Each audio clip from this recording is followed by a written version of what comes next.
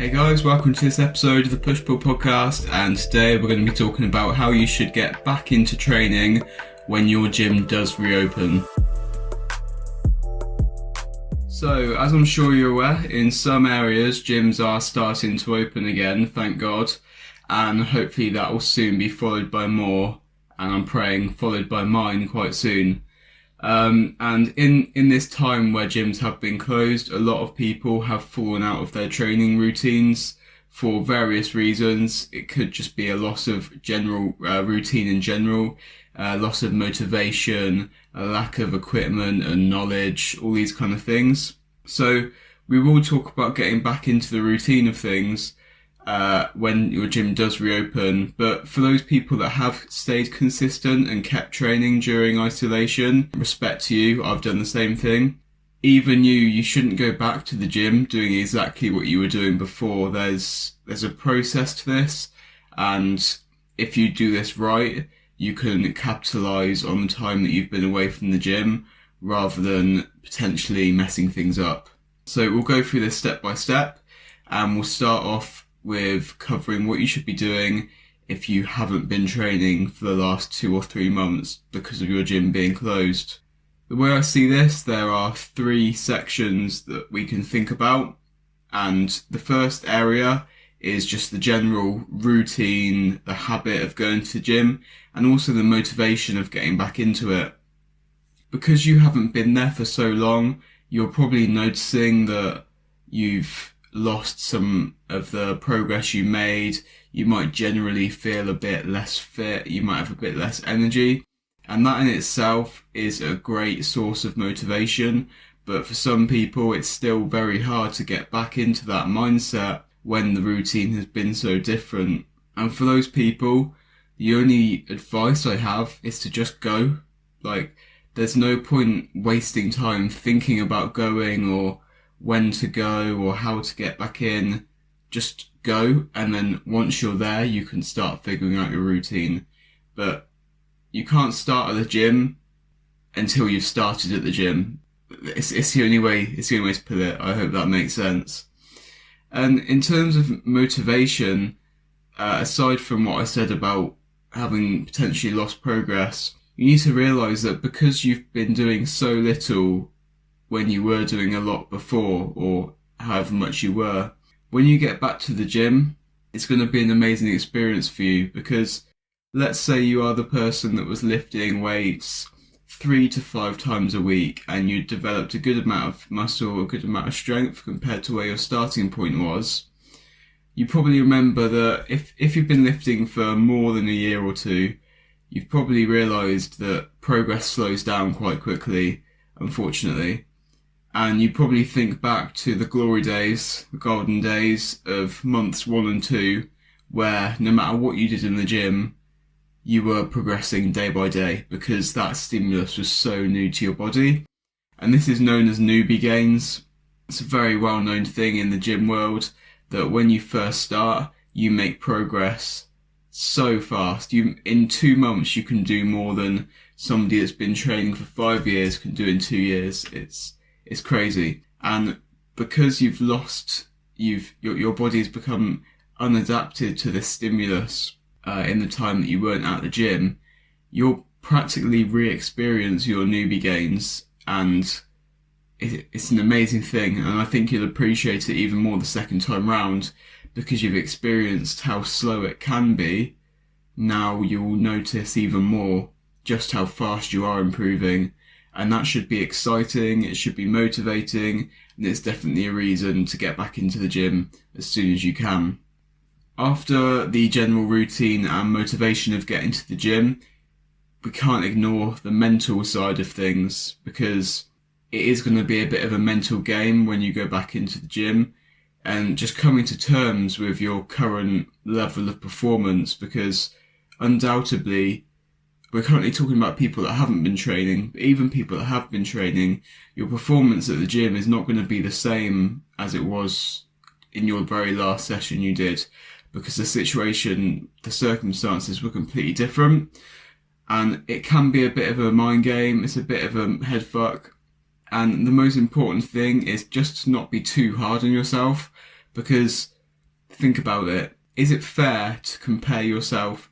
Is it fair on yourself to compare you now to where you were before under completely different circumstances? No, of course it's not.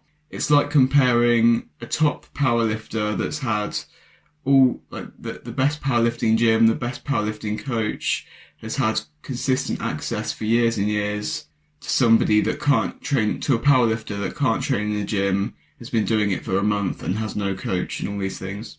It's not the same circumstance, it's not the same situation, so you can't compare yourself to it. Even though you're still you're in a different place at the moment, and you can't expect yourself to perform as well as you did then. At the same time, you don't necessarily have to have lost performance in this time. If before you were completely overtraining, you were exhausted, and you lacked mobility, and you used your time in isolation to improve mobility, to work on recovery, all of these things, you could come back stronger. I'm not saying that's not a possibility, but the likelihood is that you will have lost some strength. You might not be capable of what you were capable of before, but that's okay. You're in a different circumstance, you're in a different situation, and now it's your time to get back there and push past any plateaus you might have been at before. You know what you were capable of before, and that is your fuel to get back there and to get further. You also need to know that because of muscle memory, you're going to get there so much quicker. So if we're talking about your physical muscle size, I'm sure you've heard of muscle memory, and it basically means, to put it really briefly and simple, your muscle will come back way quicker than it did the first time. So if you've had that extra 5 pounds of muscle before, it will come back within weeks because it's been there before. Your body knows that it needs to be there for what you're doing. So that's one way to look at it. And also, even though muscle doesn't directly pertain to strength, your strength is going to come back just as quickly, if not quicker, than your muscle, because when you were first building up to that, I don't know, let's say 100 kilogram bench press or 4 plate deadlift, you were learning in the process, whereas now you know how it feels to lift that 180 kilograms off the floor. You know the deadlift technique, you know all these things, so it's going to come back way faster than it took to achieve it in the first place. So you don't need to panic. Within weeks you'll be back to where you are. I think in terms of the mental side of things, it's also really important just to accept the reality. If in your head all you're trying to do is fight it, say no, I haven't lost strength, and no, I haven't lost muscle, and all these things, don't try and fight it. Just accept where you are now, accept the reality, and take everything within your stride. I think this way of going about things will get you back to where you were before faster and safer than if you were just trying to obliterate yourself to get back there as quickly as possible. The last thing on the mental aspect is contextualizing, adding some context to your situation. So yeah, your bench press might have gone down, but in context, does it matter? No, your bench press hasn't gone down forever. It's not permanently down. Even if it had, do you need the bench press you had before? No, it's literally just it's just your ego that wants that bench to be where it was before, and that's fine. I'm not judging you for that. I'm exactly the same. Most people are exactly the same. You all have a lifting ego, but it doesn't matter, and you need to realise that. However, if you are somebody that is a strength athlete, if you're a power lifter, do you need to have your peak bench press right now? Are you a week out of a powerlifting meet, or are you competing soon, even within a few months? Probably not, because everything's been postponed for months and months, if not until next year. So you don't need to be at your peak performance right now, and you can use this time to your advantage to slowly build things up, to maybe not overlook things like rotator cuff strength and shoulder mobility and all these things that you were maybe neglecting before. it's just about realising that context of, yes, you might not be at your best right now, but you don't need to be at your best right now. It's okay. And for those people that aren't training, the last and most important thing we're going to cover is the physical best way to get back into it. So unfortunately, it's not just a case of walking into the gym and doing the same thing you were doing before, because like we said, you're not the same person you were before. You've become deconditioned because you weren't training, your body is less adapted, and your connection to your body is going to be different due to this break you've had from the gym. The physical best way to do it is something that nearly every single person is going to do wrong, because it's just not common sense, honestly, and it's detrimental because it's important to get good results safely, to do it the right way. So there's a few steps for this. The first thing is you're going to want to do way less volume than your previous sessions. Let's say before you were weightlifting and in general you were getting resistance training, and in general you were doing 20 or so hard sets per muscle group per week. You're probably aware that generally you want to do around 10 to 20 sets per muscle per week to get optimal hypertrophy. You were experienced, you were doing upwards of 20, the higher end of things. You want to drop right back down to those 10 sets per week, maybe even less to begin with, just because, for one, you don't need to do as much as you were before. Doing any more than that would be too much and you would be overtaxing your body, you wouldn't be able to recover. And two, you want to do as little as possible to get the most amount of results. That's always the goal. So if you are absolutely hammering your body, there's less space for you to go, and you were probably finding out before that you couldn't do much more than you're already doing, and you couldn't get much more results out of what you were doing. So you're kind of stuck between a rock and a hard place. So if you've now been presented with this opportunity to drop right back down to 6 to 8 sets a week and still see results, this puts you in an amazing place to see even more long-term progress past where you were before. So starting off with that low volume, but keeping your training frequency where it was before. You also want to decrease your training intensity, because again, if you go in and you're doing every single set all out to failure, again, you are overtaxing your body. You won't be able to recover. You don't need to do this to stimulate results at this point in your training, and it just gives you less space to progress in the long term. In terms of the rep range you want to be lifting at, it really is going to be individual to you and your goals and the type of person you are. However, my recommendation would be lifting in the 8 to 12 rep range, and this is for the main reason of safety more than anything else, because if you've not done a bench press in 2 months, if you've not done a deadlift in 2 months or a squat, all these complicated movements, if you go straight back in and you're trying to do something in the 1 to 5 rep range, at this rep range you're doing such heavy weight that your form needs to be perfect, and if your form slips 1%, you're at a massive risk of injury. Whereas if you load yourself in a moderate rep range of 8 to 12 reps, this means you're using less weight, so there's less chance of injury. You have more control over that weight in a higher rep range. It's just going to be safer and also allow you to readjust to the movements that you are so fresh to without a huge amount of load on your back. At the same time, I wouldn't recommend going higher than 12 reps, the 15 to 20 rep range, just because when people generally do anything between 15 to 20 reps, they tend to rush the reps. So you'll see people doing bicep curls where it's a second per rep and all these kind of things.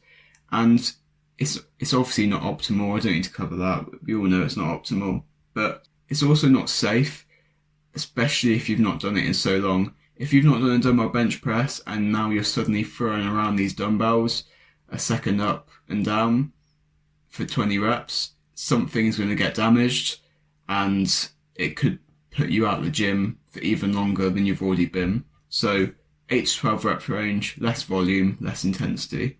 From this starting point, you then can build up the volume, build up the intensity over weeks and months. Like I said, you'll get way better and more long-term results this way.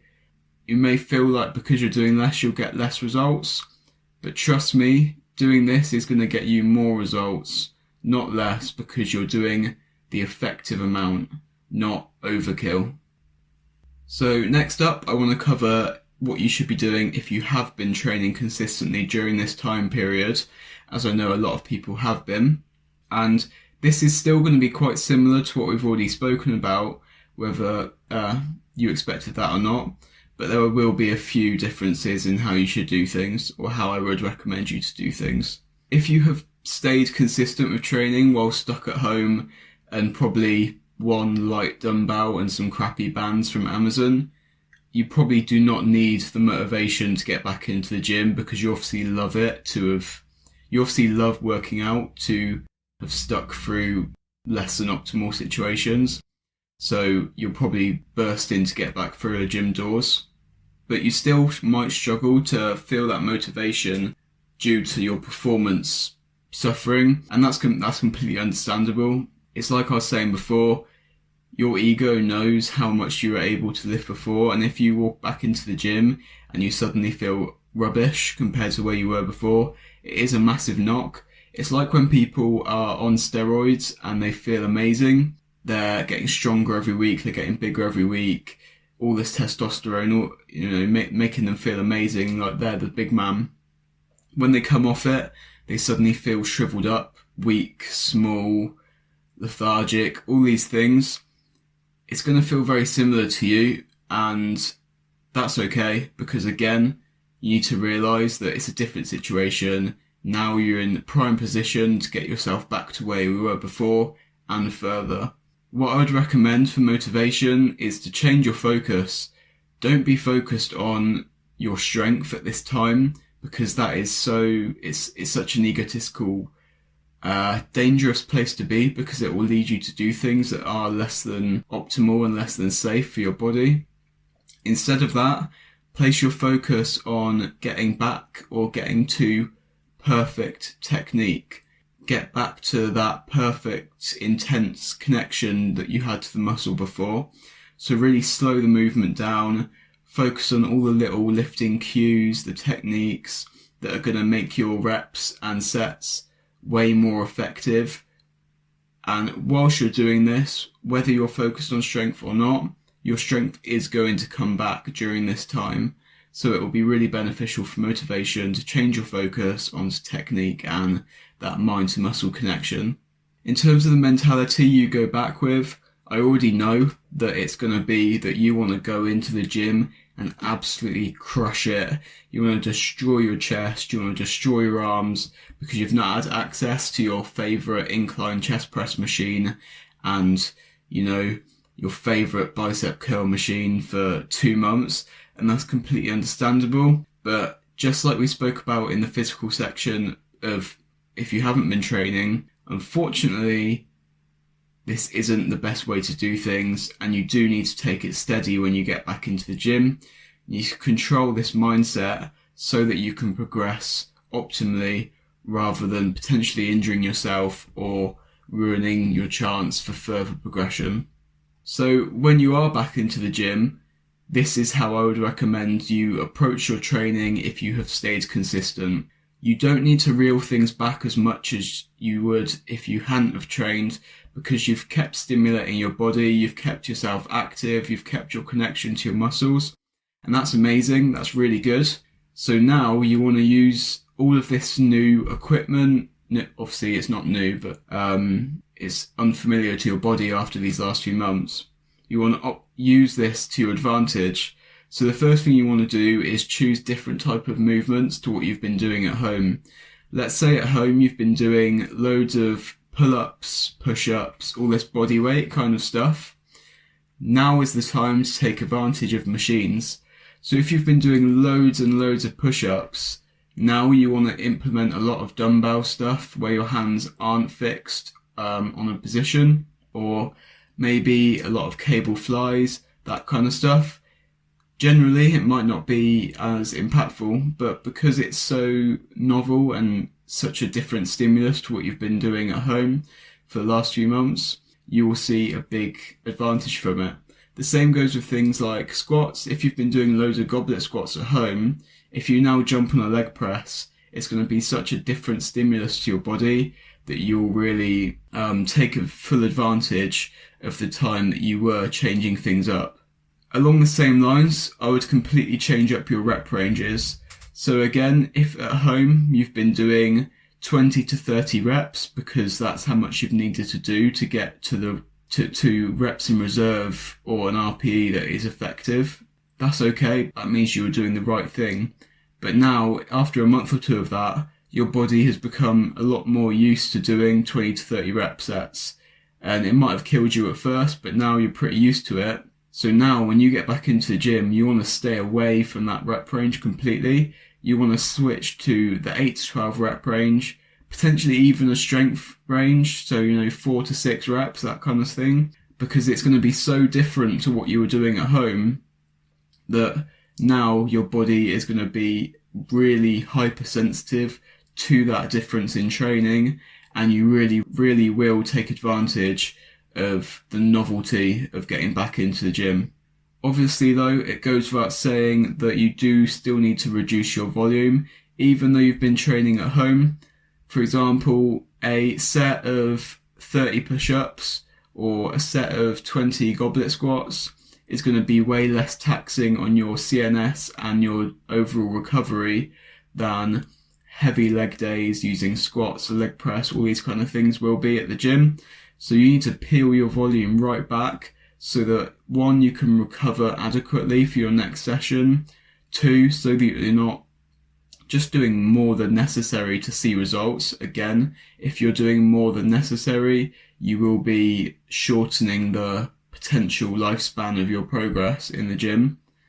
And also you need to reduce your intensity because, like I was saying, recovery, CNS, all these kind of things, you need to give yourself time to work up back to where your recovery threshold was before, because you will have lost a substantial amount of your recovery threshold and ability due to the lack of overall load on your muscles. Like I said, a bodyweight squat is nowhere near as taxing as heavy sets of leg press and all that kind of stuff.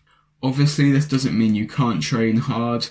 You still need to train hard. It's just you're doing a lot less. Like I said earlier, if you're doing 20 to 24 sets a week before, peeling back to 6 to 8 hard sets, that's fine. And you can definitely still enjoy your training. It just means that rather than doing, if before you were going into the gym and you were doing 5 absolutely killer sets of squats where you were destroying yourself, going to failure on squats, which is the most CNS fatiguing movement you can do. Instead of that, you might start off with 2 or 3 killer hard sets of a leg press and then move on to a leg extension where you're doing some intensity techniques like rest pause or drop sets or cluster sets, that kind of thing. So you're still training very hard, but you're using machines and movements that are going to be a lot easier to recover from when you are so new to it. And then over time, you're giving your CNS chance to readjust to the stimulus so that you can build up the volume and build up your recovery. Over time, you can introduce those squats, the high demand movements, and then when you do reintroduce them, because you've done this in the correct way, you will respond even better than if you jumped straight back into it. You'll have reduced risk of injury, and you'll be able to you'll have a lot more longevity in your training. You'll see more results for a longer period of time, and you'll come out tops if you do take the time to do things right when the gym reopens. So I hope you're doing well in lockdown. I hope your gym opens soon. Thank you so much for listening, and until the next one, see you later guys.